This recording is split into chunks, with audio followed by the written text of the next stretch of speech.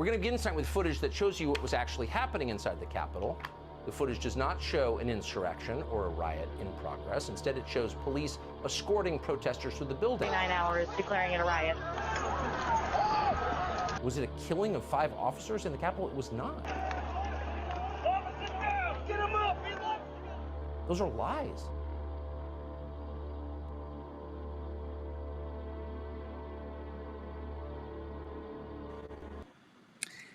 That's our video, and we have posted that on our social media channels across the web. And I hope that if you connect with that video or think that more people in your life could use to see it, that you will share it as widely as possible. So you can go to any of our Country First channels and share that. And now I will turn it over to Adam Kinzinger, the founder of Country First, veteran of the Air Force, of Congress, and of the January 6th Committee. Mr. Kinzinger, take it away.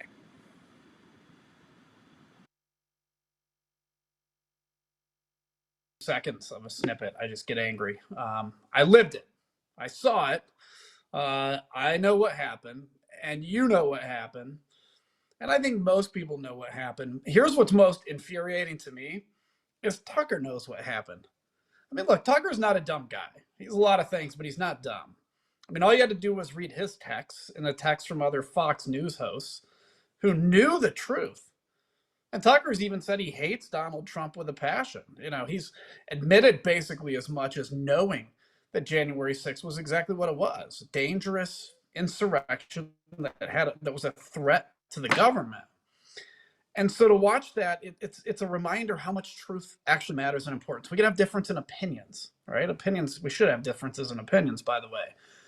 But you can't have a difference in basic truth. And unless you're a viewer of Fox News exclusively, you have no idea that the Fox News echelon basically admitted that they lied. George Washington is known as, you know, the most honest president.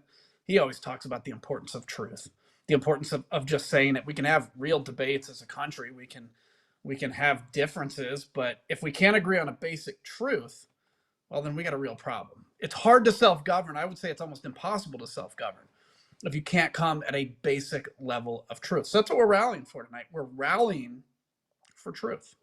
So we have a couple of really special guests tonight. One of the heroes at the Capitol that day, defending us, defending the Constitution, defending Congress, was Officer Brian Sicknick. Officer Sicknick died on January 7th from wounds and injuries that he sustained at the Capitol. And his heroism will certainly not be forgotten in my life and in the life of those that were there and those that know his name now that did not before that day. We're going to be talking to his brothers, Ken and Craig, a little bit to talk about their experience with January 6th denialism. And I'm really excited about that. First, I have, though, with us former Congressman Denver Riggleman. And Denver and I have been friends now for a while. He's a fellow Air Force veteran who represented rural Virginia. He's got a distillery, by the way. And he was that was just before January 6th was when he ended his service in Congress. He was one of the first members of Congress to call out QAnon, if not the first. I was pretty much on your heels, but you might have beat me, Denver, because he understood the threat that existed there. And I certainly wish he'd have been wrong about that one. We were lucky to have him as a key advisor on the January 6th committee. And I got to tell you, with a lot of the technical stuff, we would have been lost without his expertise and without his getting the ball rolling. So we really appreciate his service there. So Denver, thank you so much for being here. It's good to see you again, even though virtually, and appreciate you being part of it. Let me start off, though. So you're a former Air Force officer with what is it they say on Taken? A unique set of skills, a specific set of skills. Can you share with our members basically how it was that you recognized the threat of QAnon and the other far-right extremist groups that were on your radar, years ago? Yeah, I can. And Adam, I don't know if you remember, you were the co-sponsor on that first QAnon resolution. Just to let you know, right? It was only a few of us. What was it, 3? I think we actually did that. So I just want to give you props, man. Yeah, you were there. So, but no. So, when I had a same-sex wedding back in summer of 2019, and it was just after that, Adam, that I started getting attacked by these odd things. Like I was called tool of the Christ. I was accused of laundering money for George Soros for sex trafficking through our distillery, by the way, Adam, which was really odd. But I was also called some even worse things. I was trying to brain all these type of things.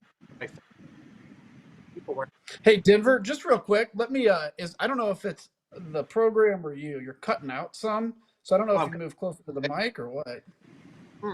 But you know what? I don't know because I see. I don't know. And is it okay right now? Yeah, it's going in and out. Do we have any of the technical folks that want to help us here? What's going on? Maybe mute me. Mute. Sounds like somebody's unmuted that. It's somebody else is coming over the line. You're right, Adam. Yeah, somebody's unmuted.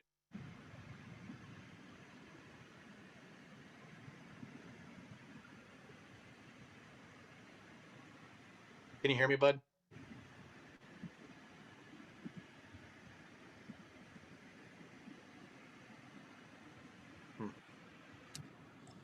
Okay, now, okay, we're good. Go ahead, Denver. I'm sorry. Okay. No, it's okay. It was working great before, I promise.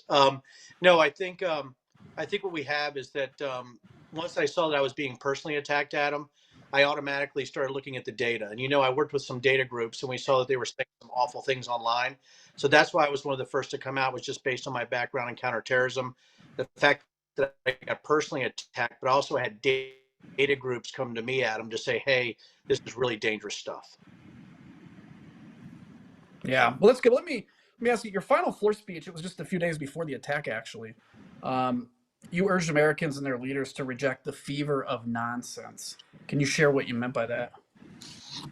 Yeah, the fever of nonsense. It seemed like we were in an apocalyptic battle of good against evil, and these individuals believed in things that were so insane, Adam, that I couldn't even get my arms around them, right? The fact that there were watermark ballots, right? Quantum, QFS marked ballots, or that the Biden family was going to go to Gitmo, or that satellite election. But it seemed like nonsense was around this apocalyptic belief that Republicans were good and Democrats and everybody else was evil. And that fever of nonsense would bother me, weaponize the violence.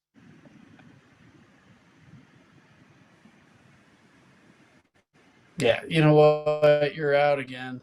So I'm going to just take this moment, and for our technical folks, we're hearing Denver most of the time. And then it sounds like there's something else that's coming over the line. If anybody can jump in and help us, because I know probably the folks watching this are not super excited about that. Is there anybody that can come in and kind of figure that out with us? We're working on it. Okay.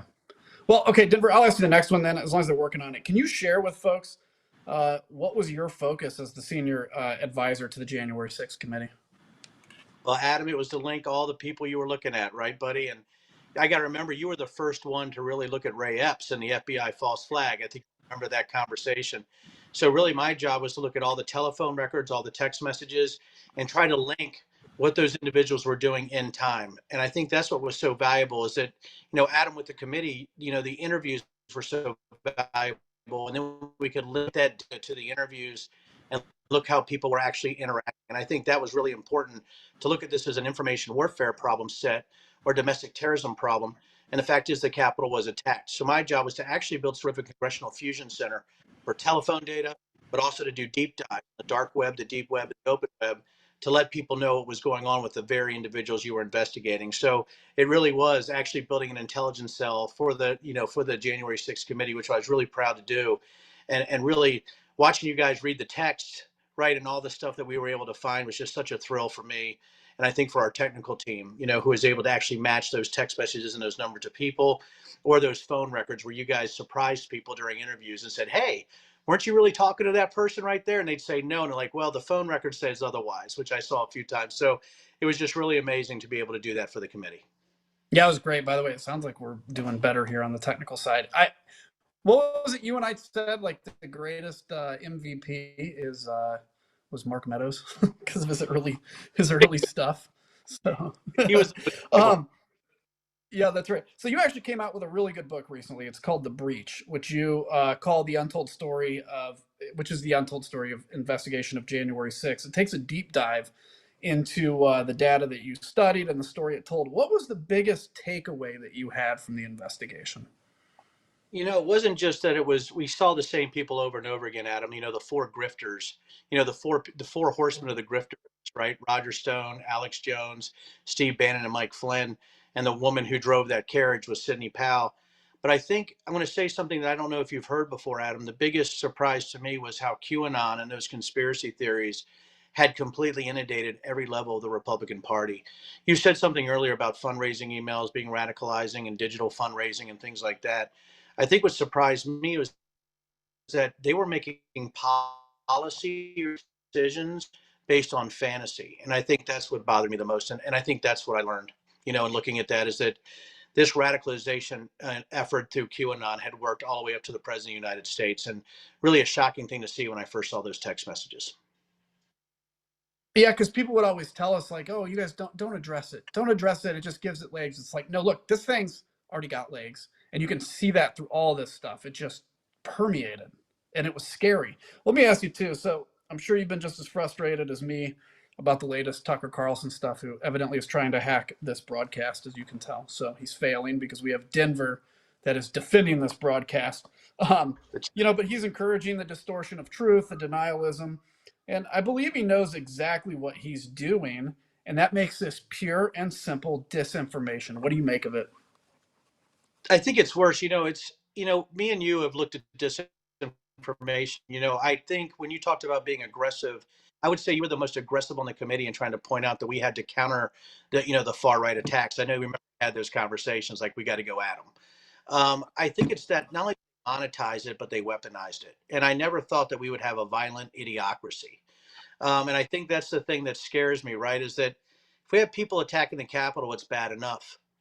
But if they're attacking the Capitol wearing horns, or they're attacking the Capitol because of the Great Replacement or the Great Awakening or the Storm or hashtag Save Our Children or WWG1 WGA, all the QAnon slogans, and that they think that Trump was ordained by God, right? Or that they are actually attacking an establishment, the United States Congress, that somehow a globalist or deep state agenda. We have reached ludicrous speed, right, Adam? And that's the issue that I had, is that why I did appreciate the aggression of the committee, but really our discussions about Ray Epps, FBI, false flag, all the things that scared you, that I just don't think everybody realizes how powerful the far right ecosystem is. Yeah, I mean, it's so true. It's so scary. And I every day I still am blown away at just how far we got and how fast we got to where we got. And it's something we have got to push back on. And that's why truth is important. You may feel frustrated sometimes, like, oh, my parents aren't going to listen. Okay, they may not. But, the only way to counter it is with truth, is to tell the truth. So you said before that democracy's in the balance. It's on a knife's edge right now between disinformation and truth. And I know that sometimes the folks in this, that's something that people in the rally are feeling right now too. What can a good, reasonable person do to make this moment bend back towards the truth? Adam, this is probably the most uncomfortable thing I'm about to say, but I really think it's house to house fighting now. And you cannot be afraid to challenge somebody on what they're saying. I don't think there's this huge strategy where we're going to, all of a sudden people are going to say, oh, facts and truth. Oh yeah, shoot, I'm sorry. I shouldn't believe the guy with the horns. I shouldn't believe the former president, who believes the guy with the horns. I do think you have to approach every person if they hit you with that type of disinformation. Maybe do it with empathy, do it with respect, but I think you got to push back every time on that type of disinformation. Adam, I think we're at the house to house fighting stage with truth and data and facts. I think that's why Country First is so important. I think the way that you're presenting this is sort of a fight for truth, I think is the only way it can happen. Is you've got to have people like you and the people on this call that are willing to, gosh, I hate to say it, to be a bit confrontational in a respectful way, but you got to be confrontational with facts. If you're not willing to do that, you're sort of part of the problem. And I, Yeah, that's keep going. I'm sorry. that's where I'm. I mean, that's where I'm at, Adam. And I think the discussions we had, privately about some of the conspiracy theories and things like that. I'm to the point now that I want to fight everybody on this, right? And I'm not talking about fisticuffs, guys. I'm not talking about, that, but I mean, sometimes you feel like it, but what I'm talking about is you've got to confront, you've got to get in their bizarre personal space of fantasy, and you got to rip it apart. And I think the only way to do that's with truth and facts. But if you belong to organizations that are like Country First, that are sort of rooted in that, I think that's helpful to have this kind of support group that's able to go forward and do those things. And Adam, I congratulate you on that. You made this happen, and the people that you have here and your staff, and I mean, it's really an impressive thing. And Well, yeah, I hope thanks. I hope everybody joins that effort. Well, thanks. I appreciate it. And again, you mentioned too, staff, your help, everybody's help. The number of people that kind of organically step up is pretty incredible too. I was remembering, if you're kind of rooted in evangelicalism like I am and like I was growing up, you understand the prophetic significance of a shofar. It's the horn. And you would see on January 6th a number of people that were blowing these shofars, these horns, because they truly believed they were ushering in some version of the end times. When you have religion that infects, frankly, a cult in essence, that's what it is. It's frightening. And I think the way to counter this is not to pretend like it doesn't exist. It's quite honestly to know that it does exist. So, my friend Denver, thank you so much for being here. And everybody, check out his book. We put a link in the chat and get it. So thank you, Denver. I appreciate you being part of this mix. And so now I want to introduce two very special guests who honor us with their attendance this evening. You all know the name of one of the heroes of January 6th, fallen Officer Brian Sicknick. I want a quick aside to say I was there as he lay in state at the Capitol, and it was one of the more emotional days in the Capitol.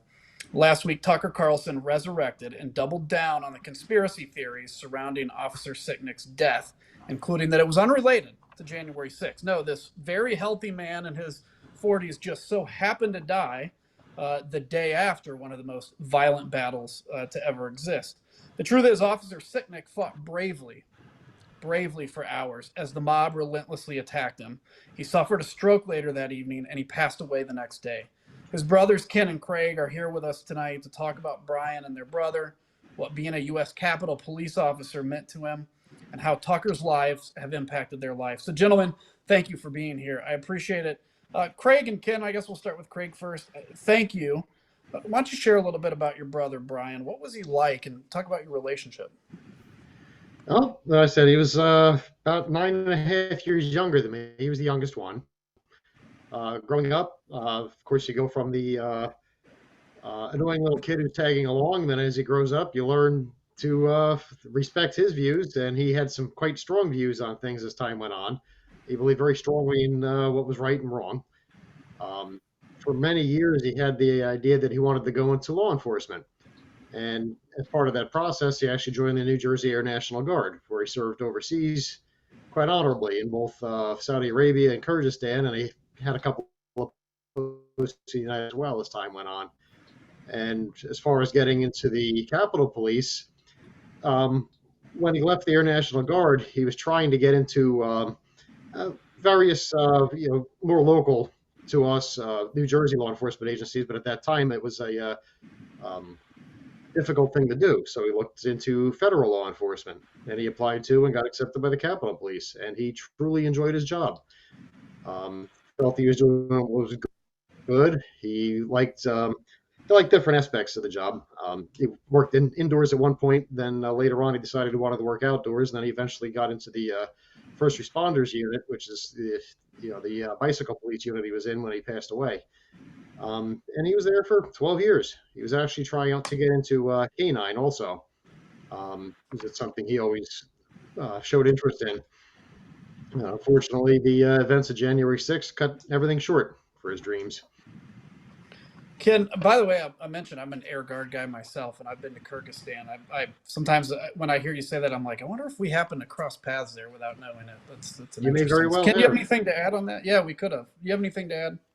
Yeah, just part of his starting out, he actually started out working as a custodian at a school district that my mother was a secretary at. And while he was there, he used to have conversations with the local police department all the time. Just casual friendly conversations. He became friends with some of the police officers. And I think that's what inspired him to become a police officer. And that's what ultimately led him to joining the Air National Guard with the sole purpose of becoming a police officer. That's why he did it, so he can get veteran status and get in. He did, some of the police, especially in New Jersey, they required at least an associate's degree education. And he went out and never being the best student in the world, he struggled as a kid. But he went out and on his own, he got a degree from University of Phoenix, so he can get into the career as a law enforcement officer.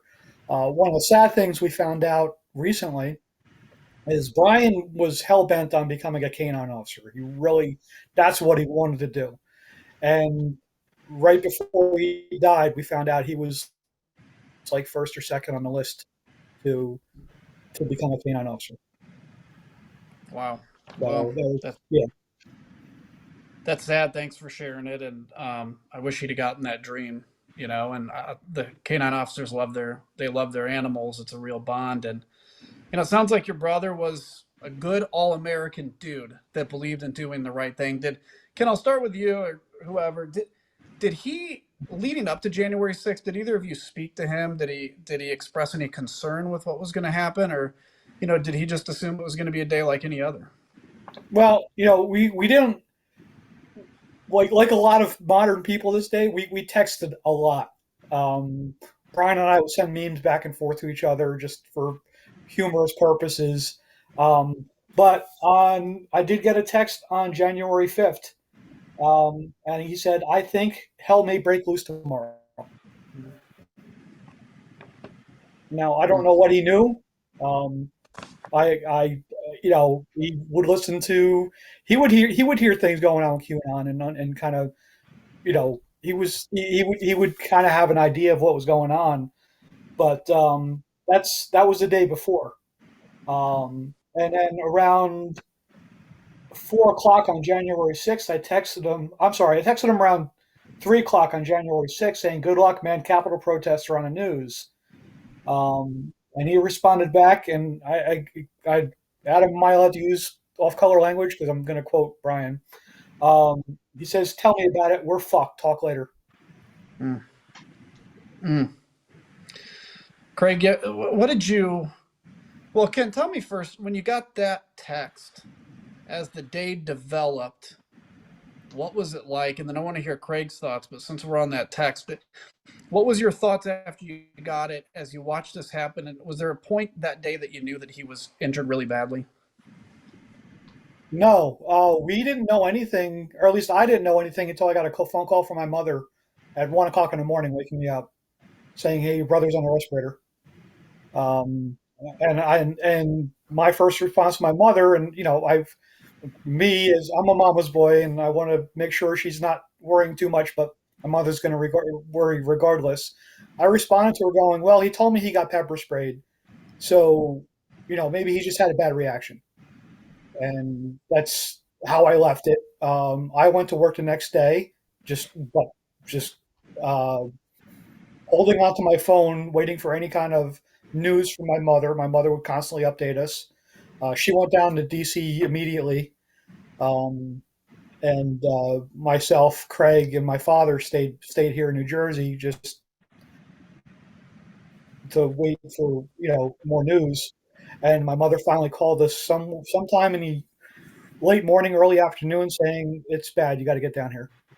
The worst part about that day was on the drive down there. All three of us were in the same car, and we were getting just slammed with phone calls from the media. I don't know how they got my number. I guess they have their sources, their ways to do it. We're getting slammed, and we get one phone call, and he introduces himself by saying, "First, I'd like to say my condolences." At that point, we had not heard that my brother had died. So either it was leaked by the media or he assumed something. I don't know to this day why he said that. I responded to him saying, "Do you know something I don't?" And I said, "I'll have to call you right back because I need to find out what's going on." I called my mother. She called called the hospital. The hospital said she was still alive. But by the time we got down there, he had already passed. By the way, I know your mother. She's such an amazing woman. Craig, can you tell us a little about your experience that day? Similar to Kenny's, I didn't get the 1 a.m. call though, because Brian and I both worked a lot of crazy overtime, totally different industries, of course. I used to be a oil refinery worker, and I left that job after everything happened just because it wasn't in my best interest to stay there. But what happened is I didn't get the 1 a.m. call, but of course I was texting Brian back and forth until I guess he had his first stroke. Similar text to Kenny. I think we're on a group text. And so next thing I hear, I go to work the next morning, I get a call from my mother, and I think it was early afternoon, you have to get down here. And now I'm very worried. I didn't get any text from Brian for hours, which is unusual. So then, as Kenny said, went from a really bad day, being worried about it, to getting the calls from the reporters as we were driving down.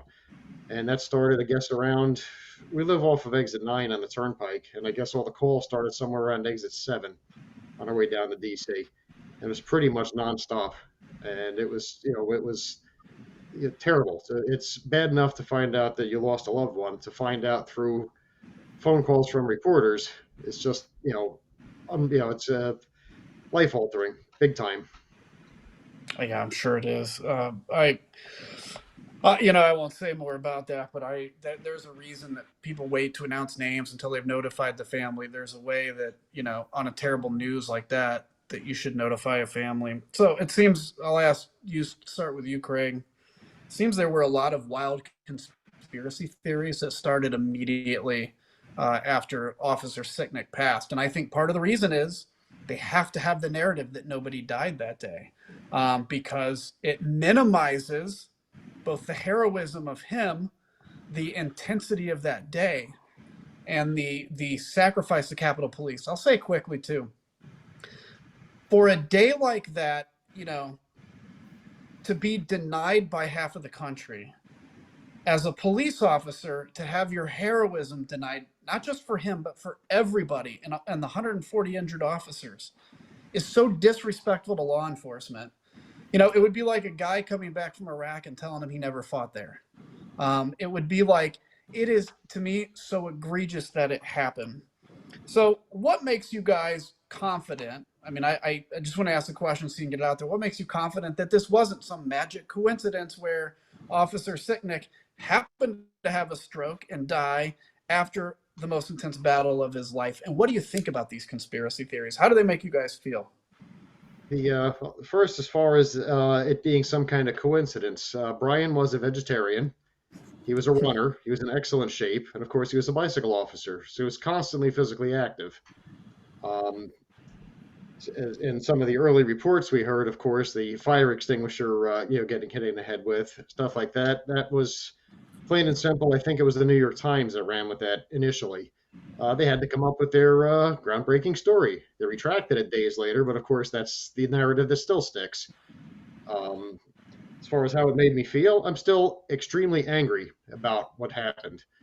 It's, you still get the people like Tucker Carlson saying, oh, it was a walk in the park. It was a friendly visit. I don't think Tucker, he has to know, but I don't think he's ever spoken to any of the other officers who were there who were involved. We've spoken to several. It was absolute, basically war. They were extremely overwhelmed. They were, as you mentioned before, some of the weapons that were being used. I know what the media kept relatively quiet was the amount of other weapons that were found there and later confiscated. It was mayhem. It was something you would have seen out of a movie for a government takeover on one of the Hollywood blockbuster type things. And it was, of course, they're trying to minimize the actions of the people who were trying to make sure that did not happen. And it's to this day. So just talk about it now. I'm feeling the blood pressure rise. I'm feeling it's going to be ongoing probably for the rest of my life. Every time that the anniversary comes up or something else makes the news. And my big thing is I would sincerely hope that none of the officers who were there that day that were injured or like my brother who passed away the next day or others who passed away in the days and weeks afterwards are ever minimized for their actions. Well, I'll tell you, in my mind, in my heart, and in the heart of 90% of Americans and 100% of their children, they'll never be forgotten. And, you know, what do they say when somebody dies in the line of duty? You can die twice, once when you die and once when you're forgotten. And in this case, I don't think Officer Sicknick will ever be forgotten. I can tell you the two officers that were killed in the mid 90s, actually, when they broke into the Capitol, we still honored them on the House floor every day that, or every year on that day. Ken, let me ask you, tell me your thoughts on the conspiracy theories, and also tack on there, what's your life been like since that day? It's you. Most of the time, I just end up shaking my head. I mean, Ray Epps gets brought up all the time. What about him? What about didn't well Antifa started it? There is no evidence whatsoever. It's and we. I mean, there's plenty of times where people appreciate it once we appreciate it once people realize who we are. I had an injury at work recently. I went into one of those urgent care places. The doctor looked up my name. He goes, "Are you related?" And I go, "Yeah." He goes, "Can I give you a hug?" So there are good people. There are good people out there. But Craig's going to join me this year. I did it last year. The Police Unity Tour. It's a 300-mile bike ride that we did from New York City down to Washington D.C. We get down there, and there's a nonprofit organization that has a truck there with all the fallen officers' names from the previous year. I rode up on my bicycle. I looked on the right side of the truck. I looked on the left side of the truck. I looked at the back of the truck, the front of the truck. My brother's name wasn't there because they determined it wasn't a line of duty death. It was an insult. Other things like I would like to dig deeper. Unfortunately, as brothers, we don't have any standing legally to do a lot of things that I would like to do. Even the strokes that was caused by a blood clot. That's medical. That's in the books that was caused by a blood clot. But many forensics doctors have come right out and said blood clots can be caused by extreme stress, by acute stress in situations. And what happened to Brian was a killer. But nobody ever followed up on that. And the biggest thing that sticks with me, the biggest thing that bothers me is when the deniers come out and say, well, he died of natural causes. And they don't continue on that sentence that the medical examiner came out with, said, that does not preclude all the events that happened on January 6th. But they ignore that. Media has blurred the lines, saying that he had 2 strokes and died the next day. So they might say it sounds to a lot of people like he had the strokes on January 7th and died on January 7th. He didn't have the stroke a few hours after getting pepper sprayed. We've seen specific footage at the sentencing of the 2 people that attacked them. So we've seen things that I'm sure you've probably seen them, Adam. But nobody sees these things because all they watch is Fox News. They don't watch anything else. I was guilty of that before this all happened. I would kind of latch on to one thing, and that was it, and then everybody else was an idiot, and they didn't know what they're talking about, and they were spewing lies. I've become much more open-minded since, but it's what how they say keep your friends close, your enemies closer. We live in a New York area. I tune into the conservative radio station in New York. Rudy Giuliani is one of the voices on the radio, and I listen to his show, and I get sick.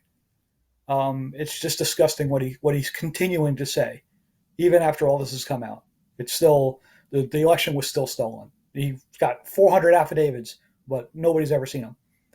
So I don't, And even with the the continued narrative they're trying to push as far as, oh well, he had a stroke and died the next day. It's like that's I consider that analogous to, okay, somebody gets into a horrible car wreck and they're okay, they go to the hospital, be checked out, but of course there's internal injuries they don't see, and then they pass away the next day. It's, is there any real difference? Yeah,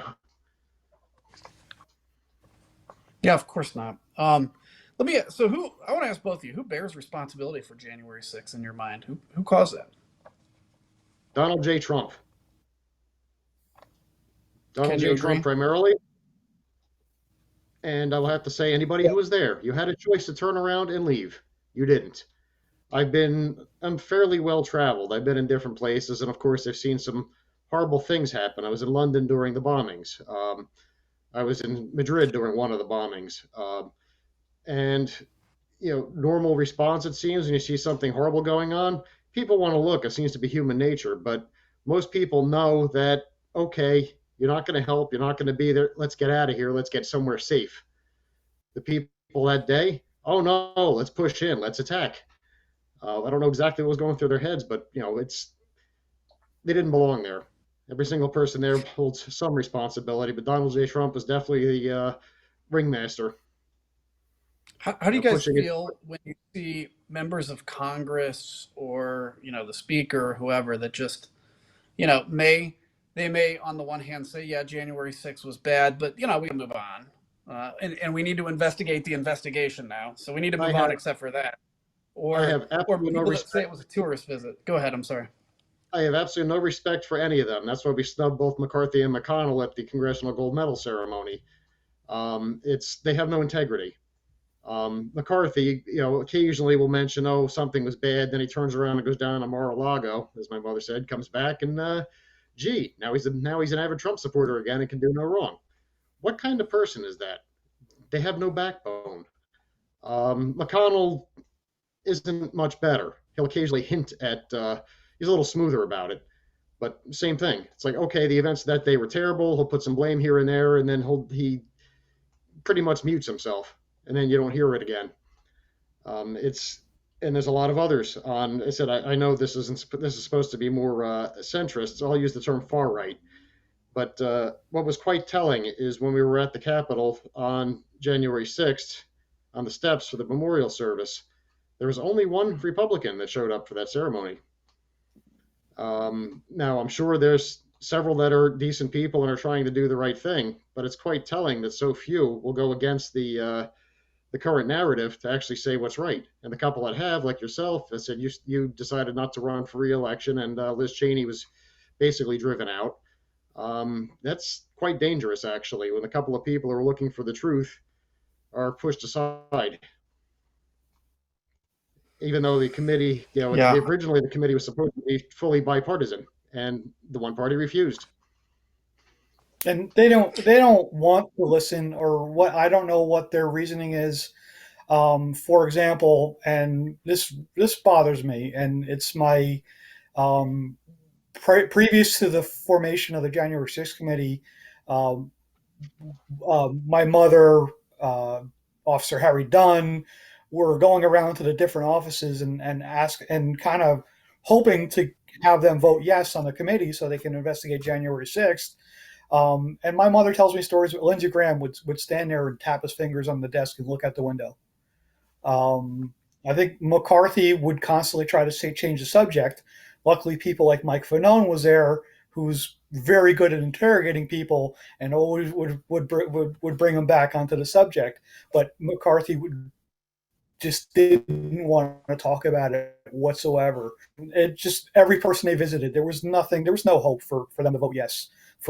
I don't know why. I don't know why they wouldn't want to know the truth, even if the committee they felt was partisan. It's still truth. It doesn't matter whether it's coming from the left or the right. It's truth. It's based on facts. It's based on you guys on the committee did such an amazing job. I just wish you had more time. Now they're screaming and yelling about, well, what about security? Why was that so bad? You know what? There was issues with security, but the fact that there was a need for security in the first place against, where the odds, according to Chief Son, were 58-1. Why was there a need for that much security to begin with? It shouldn't have happened. That's the problem, is that it happened. And during my brother's the sentencing, I quoted Abraham Lincoln, and it was a little bit out of context, but the phrase "mobs beget mobs."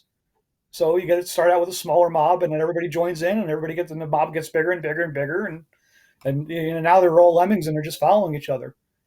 And then the other disgusting thing is you'll see it on the media. It comes out every once in a while that people will plead to whatever the DOJ puts out there for what they did on January 6th, and then soon after they're like, oh, I just said it so I can get the least amount of time in prison.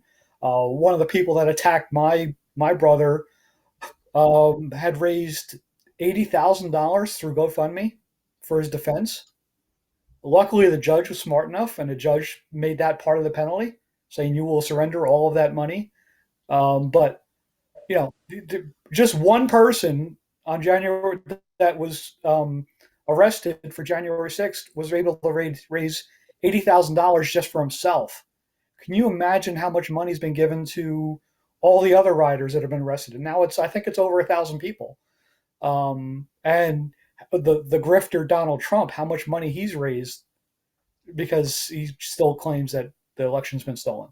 It's every time we see him on TV, and it eats at me because I'm guilty of going down that rabbit hole. Ever since Brian died, I spend ungodly amounts of time trying to look for that one nugget of information on the news, and I'll never find it because I know it's not going to be out there publicly.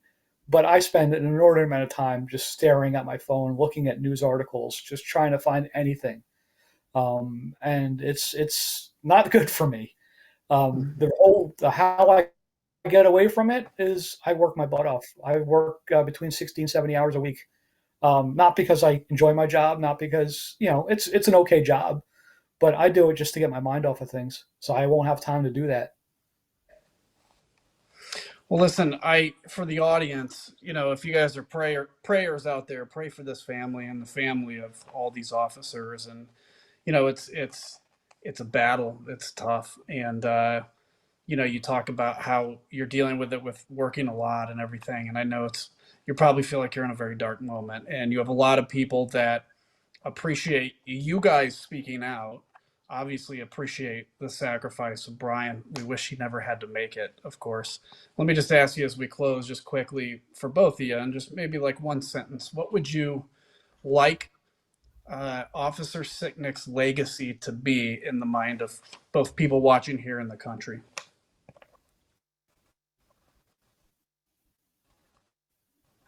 Craig, start with Craig if you have any thoughts on it.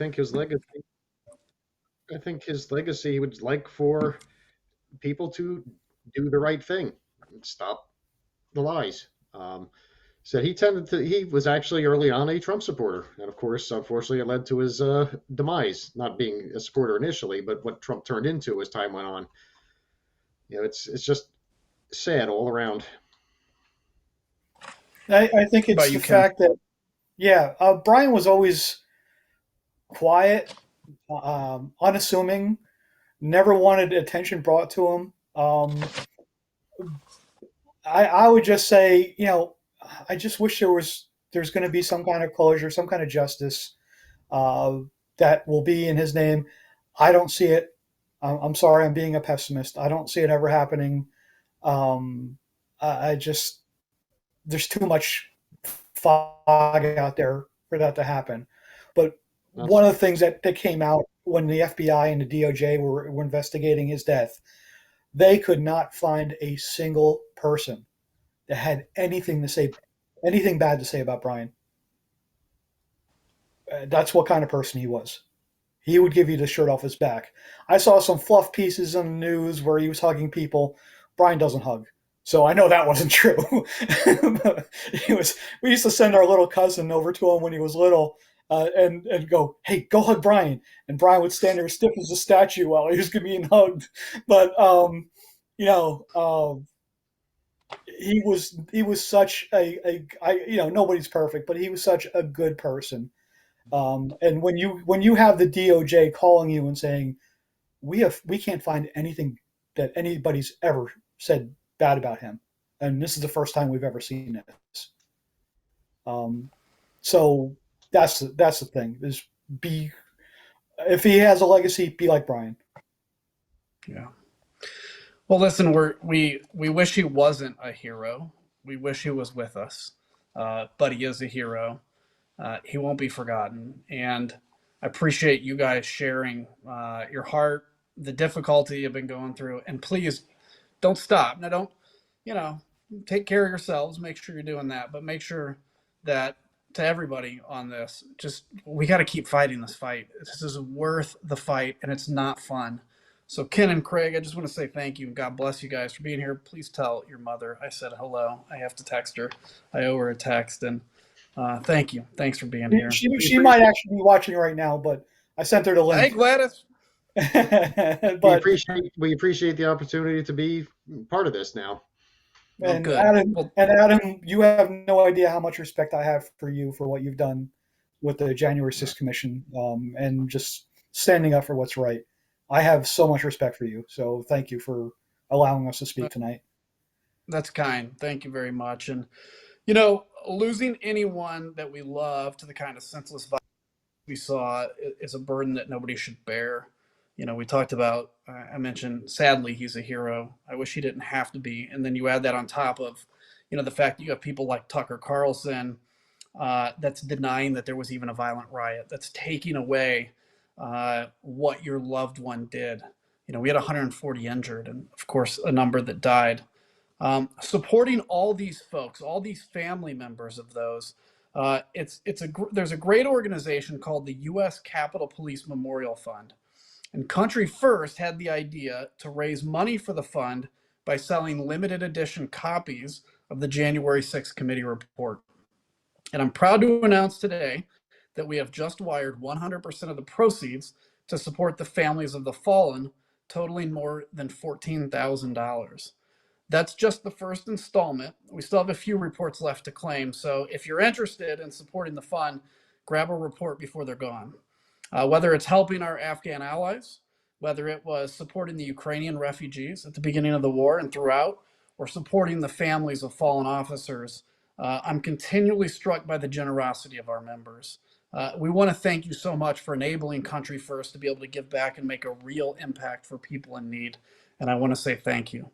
And with that, I want to thank you for joining us this evening. There are optional breakout sessions that are going to be immediately following this rally, and more on that will come, but I'll hand it over to, I guess, Riley. So thank you, everybody, and thank you for our special guests. Yes, thank you all to all the guests and to you, Adam. And just to let everyone know, we have one more thing to chat about. Let me go to the slide. And it is, we have a petition. I mentioned this at the beginning of the program. It's at countryfirst.com/rally. And we have a petition that we are collecting signatures for, that we will be sharing with Fox News, the Fox Corporation, Tucker Carlson, where we politely and firmly say that this has got to stop. This has got to stop. We've got to start putting people before profits. We've got to start putting the truth before all of these just crazy conspiracy theories that are really based just on trying to maintain an audience. And it's not worth it. It's destroying the fabric of our country. And so if you could go to countryfirst.com/rally, we'd really appreciate your signature. And you can also use that to share this rally, which the live stream of the rally will be there for anyone to see. And now I will let everyone know that we have optional breakout rooms. The breakout rooms will begin shortly in a separate Zoom. If you've done this before, you know that we have a meeting where you'll be able to see everyone in your room, speak with one another, have a real fulsome, great conversation with people from all over the country that are part of the reasonable majority. They're awesome. We have Republicans, Democrats, Independents, people who may disagree on a multitude of things, but what they have in common is a love of our country and a love of our democracy and want to make things better. So you can go now to country1st.com/breakout. If you type that into your browser, it will open a new Zoom experience, and you will be able to experience the breakout rooms. We'll leave this slide up so that you have access to the link. And if you check your email in just a moment, you should also have the link there. But thank you so much for joining us for this Rally for Truth. Thank you to Adam. Thank you to our guests, Ken and Craig Sicknick. And thank you to Denver Riggleman and to all of you for being part of this with us. Good night.